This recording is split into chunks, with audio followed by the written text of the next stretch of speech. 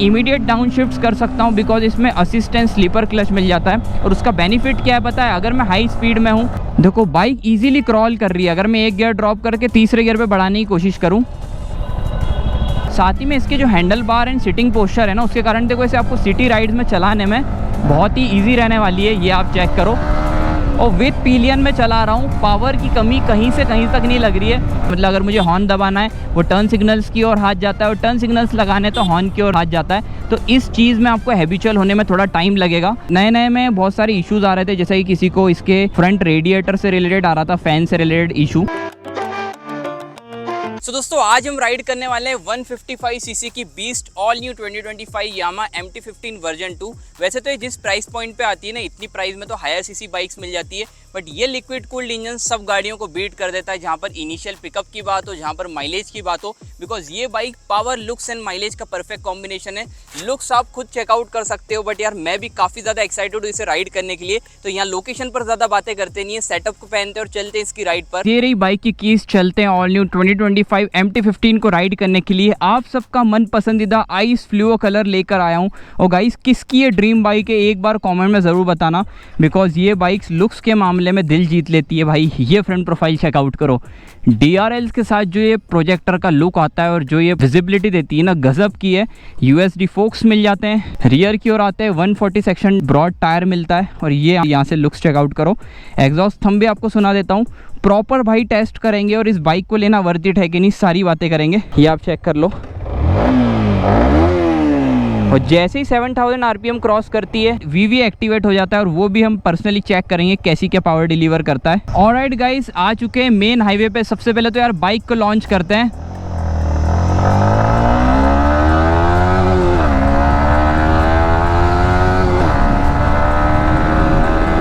भाई क्या तो इनिशियल पावर है इसकी, आप ये चेकआउट करो। वैसे ऑल न्यू यूनिट लेकर आया हूँ तो इसका मीटर कंसोल बंद रहने वाला है, बट इसके इंजन स्पेक्स की बात करें, 155 सीसी का single cylinder SOSC liquid cooled engine मिलने वाला है, जो कि 18.4 PS की पावर एंड 14.1 Nm का टॉर्क निकाल के देता है। और ये आप चेकआउट करो, 7000 RPM के बाद VV एक्टिवेट हो जाता है। एंड उसके बाद ये बाइक जो पावर एंड जो साउंड इंजन नोट निकाल के देती है ना, बहुत ही गजब का है। मतलब अभी मीटर बंद है, बट आप ये एक्सपेक्ट कर लो 80 क्रॉस इसने कर दी है, ऑलमोस्ट 100 की स्पीड है। जहाँ पर इमीडिएट ब्रेकिंग की भी बात करते हैं ना, डुअल चैनल ABS के साथ आती है।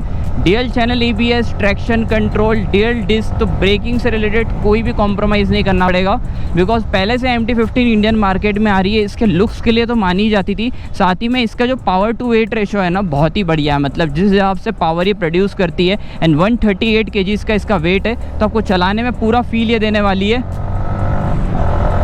ये चेक करो आप। मतलब अगर आपको इससे बेस्ट माइलेज निकालना है ना, 5th से 6th गियर पे बढ़िया माइलेज निकाल के देगी। अगर आप इसे क्रूज़ करोगे ना, 80-90 पे भी क्रूज़ करोगे, 50 से 55 तक का भी माइलेज बाइक आराम से निकाल के देने वाली है। बिकॉज इतने सालों में अभी तक मैं इतनी राइड वीडियोस बना चुका हूँ, और स्पेशली मेरे फ्रेंड सर्कल में भी बहुत सारे लोग MT-15 ओन करते हैं, तो आपको काफ़ी बढ़िया माइलेज निकाल कर देने वाली है। 6 स्पीड गियर बॉक्स के साथ ही इंजन आता है, और साथ ही में लिक्विड कूल्ड इंजन है, तो गाइस परफॉर्मेंस ओरिएंटेड हो जाता है। और इंडिया में 155 सीसी के सेगमेंट में कोई भी लिक्विड कूल्ड इंजन प्रोवाइड नहीं करता। बट हालांकि जो ये प्राइस पॉइंट पे आती है, हम 155 सीसी की बाइक से कंपेयर भी नहीं कर सकते, बिकॉज 2,20,000 रुपये आपको ये डिलक्स मॉडल के लिए पे करना पड़ेंगे। एंड 4,000 कम में आपको स्टैंडर्ड मॉडल मिल जाता है, जिसमें आपको हेलोजन टर्न सिग्नल्स मिलते हैं, इसमें LED मिलते हैं, ये क्लस्टर पे आपको Bluetooth connectivity, SMS and call alert जैसे फीचर्स मिल जाते हैं। बट इसके नीचे जो स्टैंडर्ड वेरिएंट आता है वो लोग इसलिए भी लेते हैं, बिकॉज जो ब्लैक कलर है ना, उसमें अगर आप डिलक्स वेरिएंट में ब्लैक कलर लोगे तो आपको ऑरेंज कलर के व्हील्स मिलेंगे,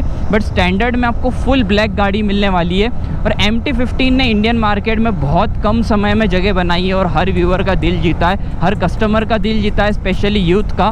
बिकॉज 2019 मार्च में ये गाड़ी लॉन्च हुई थी, और तब तो ये गाड़ी अराउंड 1,55,000 से 1,60,000 रुपीज़ ऑन रोड में आ जाती थी। बट आज की तारीख में ये गाड़ी 2,20,000 रुपये की हो चुकी है, and worth value for money है। बिकॉज जो ये इंजन है, जो ये पावर निकाल के देती है ना, वो बहुत ही गजब की है। मतलब यामा रिलायबिलिटी के पैसे ले रहा है, एंड फॉर श्योर वो चार्ज करना भी चाहिए। अब देखो डाउन शिफ्ट्स की बात करें, ये आप चेक करो। मैं इमीडिएट डाउन शिफ्ट कर सकता हूँ, बिकॉज इसमें असिस्टेंस स्लीपर क्लच मिल जाता है। और उसका बेनिफिट क्या है पता है, अगर मैं हाई स्पीड में हूँ, 6 गियर पे अगर मैंने 4th गियर से एकदम से 2nd गियर डाल के छोड़ दिया ना, तो स्लीपर क्लच आपकी गाड़ी को स्किड होने नहीं देने वाला। साथ ही में 14.1 Nm का टॉर्क मिलता है। अभी आगे हम इसका टॉर्क भी टेस्ट करने वाले हैं। ये पावर चेक करो भाई,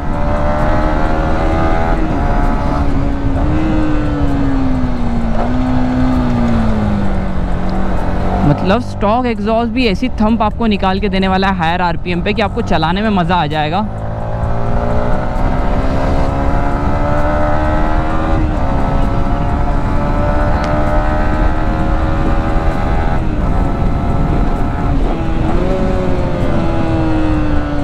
क्या बात है गाइस, यार मैं जब भी MT-15 चलाता हूँ ना दिल खुश हो जाता है। और जो ये हाईवे पे पैचेस आ रहे हैं वो मुझे बिल्कुल भी फील नहीं हो रहे, बिकॉज 37 mm की ट्रैवल लेंथ के फ्रंट में USD मिल जाते हैं, अप साइड डाउन सस्पेंशन, जो कि आपको चलाने का पूरा मज़ा देने वाले हैं। और इनफैक्ट मैं 2-3 साल पहले MT-15 से ऑफ रोड भी कर चुका हूँ, तो अगर आप इसे ऑफ रोडिंग पे भी ले जाओगे ना तो भी आपको कोई भी इशू नहीं आने वाला।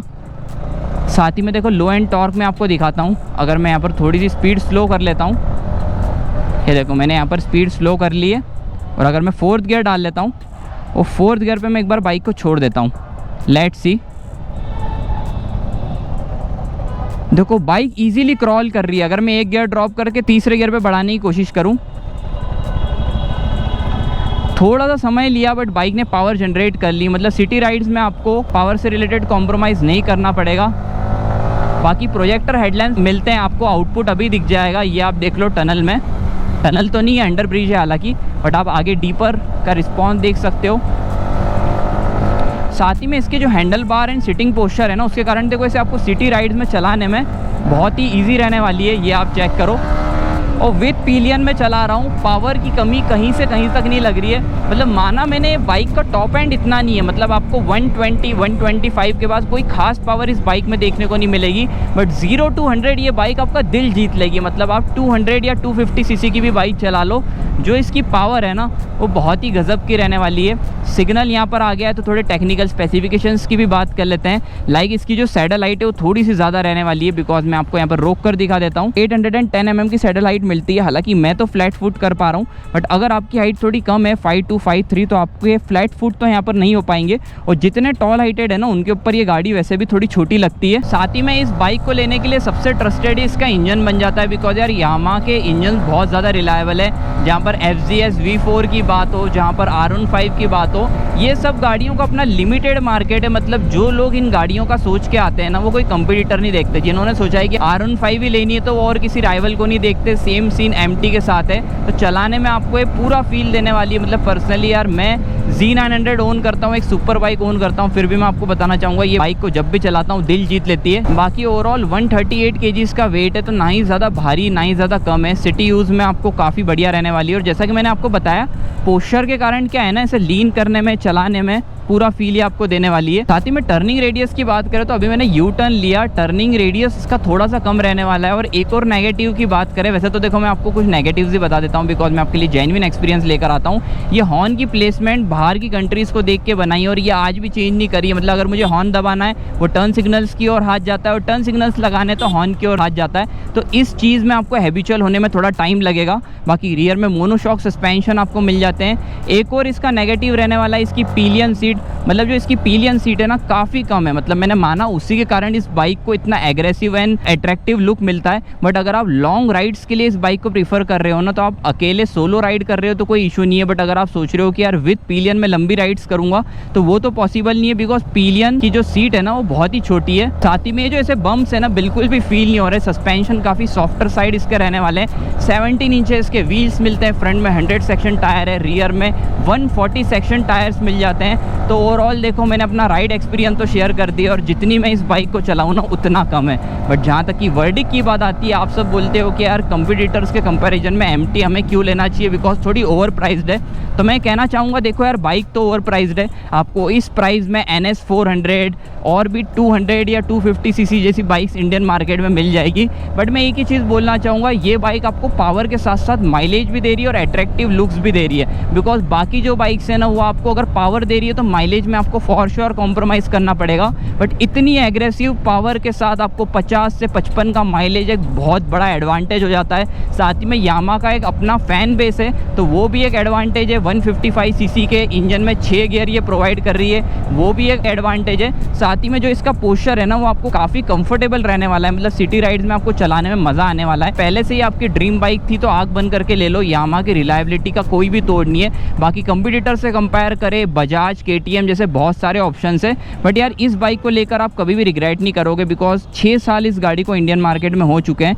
काफ़ी कस्टमर्स ने बाइक को कंसिडर करा है और काफ़ी खुश भी है इस बाइक से। नए नए में बहुत सारे इश्यूज आ रहे थे, जैसे कि किसी को इसके फ्रंट रेडिएटर से रिलेटेड आ रहा था, फैन से रिलेटेड इशू। तो कुछ ना कुछ इश्यूज किसी ना किसी को हर गाड़ी के साथ आते रहते हैं, बट ऐसे लॉन्ग टर्म में आपको इस गाड़ी में कोई भी इशू नहीं आएगा। तो दोस्तों आज की राइड वीडियो को भी एंड करते हैं। आई होप आपको वीडियो में मज़ा आया होगा। मुझे तो इस बाइक को चलाने में काफ़ी मज़ा आ रहा है। बाकी वीडियो यहाँ तक देखी हो, अच्छी लगी हो तो यार लाइक करना, चैनल को सब्सक्राइब कर लेना।